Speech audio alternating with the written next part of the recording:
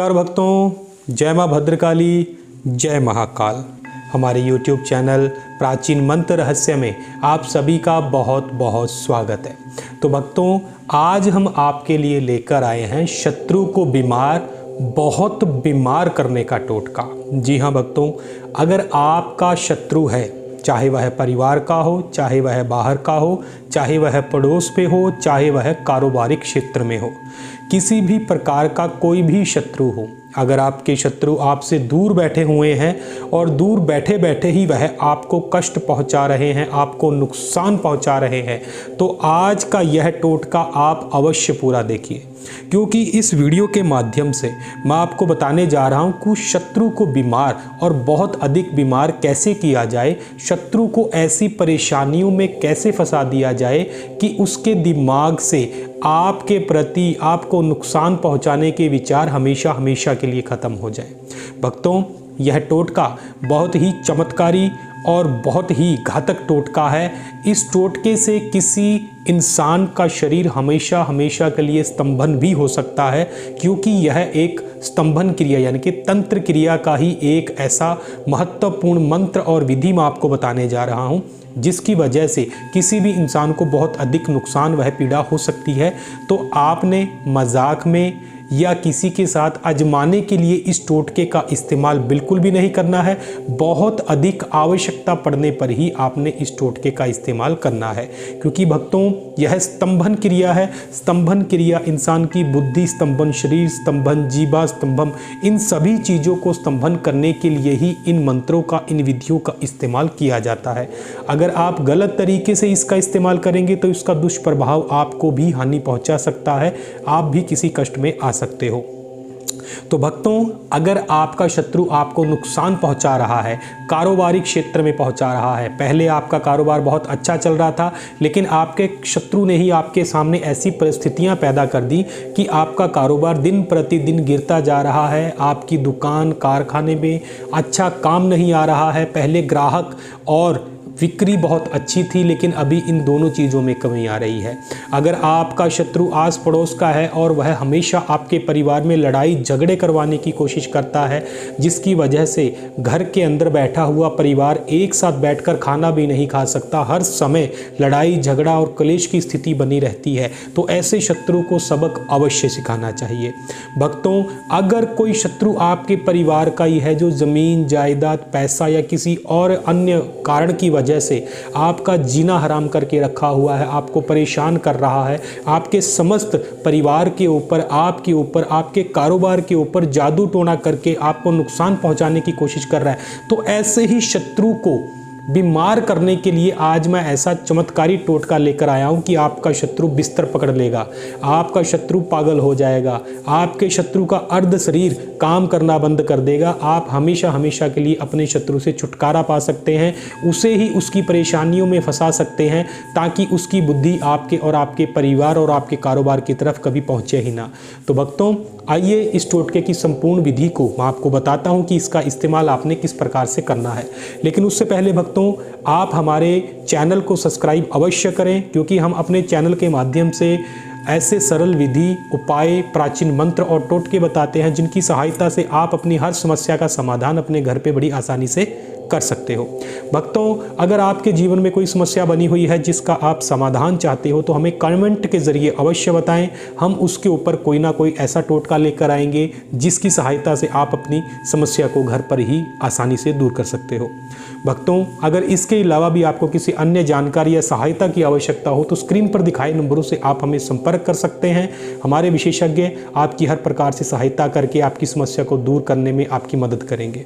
तो आइए भक्तों, बढ़ते हैं टोटके की ओर। मैं आपको बताता हूं कि यह टोटका आपने किस प्रकार से करना है।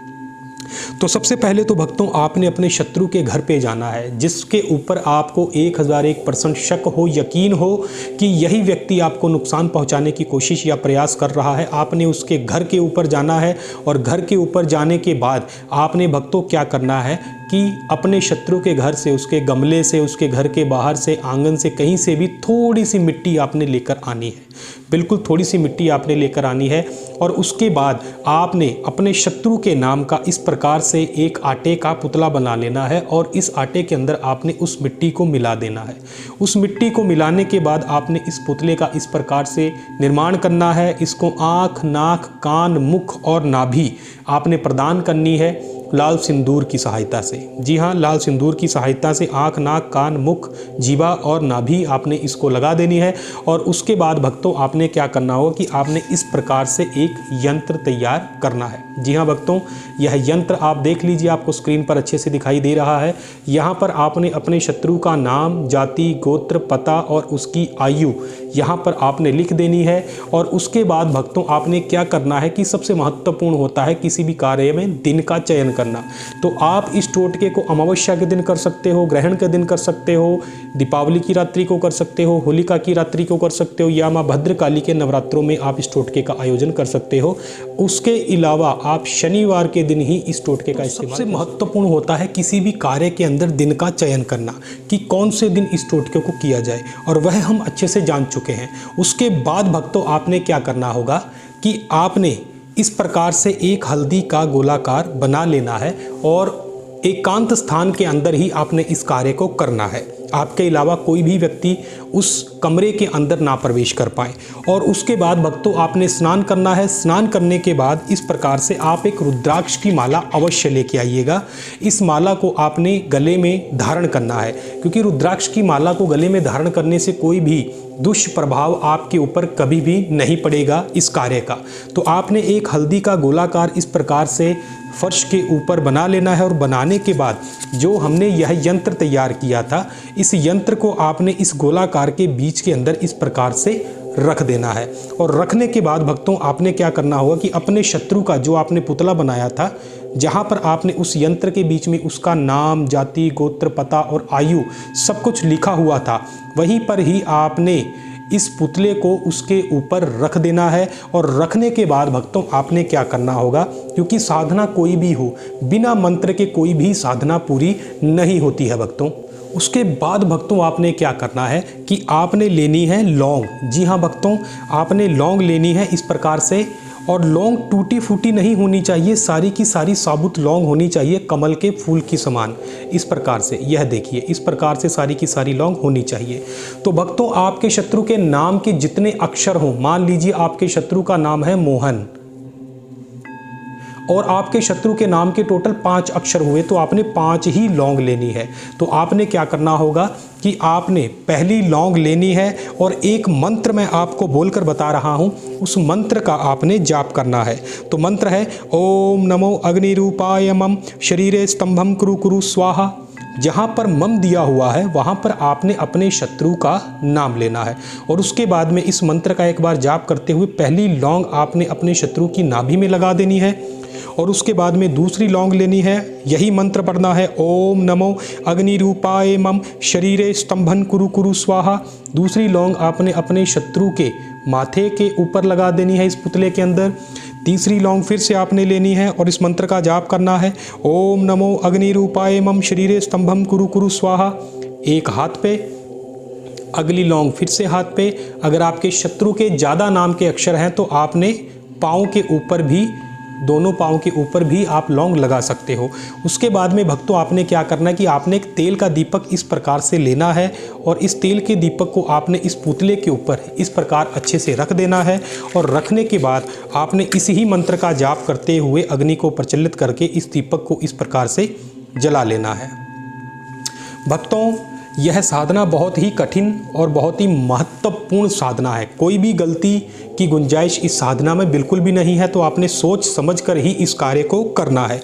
आपने भक्तों जो रुद्राक्ष की माला आपने यहाँ पर रखी हुई थी 108 मनके की पूरी होनी चाहिए और यहाँ से आपने शुरुआत करनी शुरू कर देनी है। और जो मंत्र मैंने आपको बताया था ओम नमो अग्नि रूपाय मम शरीरे स्तंभन कुरु कुरु स्वाहा, आपने जब तक यह आपका दीपक अस्त नहीं हो जाता तब तक आपने यह मंत्र जाप करते ही जाना है, करते ही जाना है।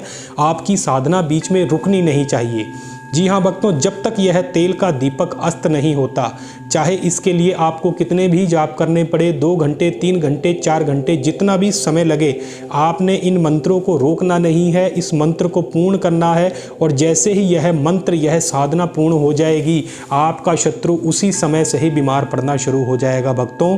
और जैसे ही यह आपके मंत्र जाप पूरे हो जाते हैं, दीपक अस्त हो जाता है, आपने सारी की सारी सामग्री को इसी प्रकार लपेटना है। दीपक को, सारी की सारी सामग्री को आपने ले जाके बहते हुए पानी के अंदर जल प्रवाह करना है। अन्यथा आप इस सारी सामग्री को पीपल के पास गड्ढा खोदकर दबा सकते हो। यह 2 ही चीज़ें आपने करनी है, बस इतना ही आपने करना है। उससे अगले दिन से ही देखिएगा कि आपका शत्रु बीमार होना शुरू हो चुका होगा और आप अपने शत्रु की हर दी जा रही परेशानी से हमेशा हमेशा के लिए छुटकारा पा सकते हो। बहुत ही चमत्कारी, सिद्ध वह तांत्रिक टोटका है। नाजायज़ किसी को परेशान करने के लिए इस टोटके का इस्तेमाल कभी मत कीजिएगा। बहुत अधिक आवश्यकता पड़ने पर, शत्रु से प्रताड़ित होने पर ही इस टोटके का इस्तेमाल कीजिए भक्तों। किसी भी सहायता के लिए स्क्रीन पर दिखाए नंबरों से आप हमें संपर्क कर सकते हैं। अगर आपको हमारा वीडियो पसंद आता है तो इसको लाइक और शेयर करना बिल्कुल मत भूलिएगा। धन्यवाद भक्तों। जय मां भद्रकाली, जय महाकाल भक्तों।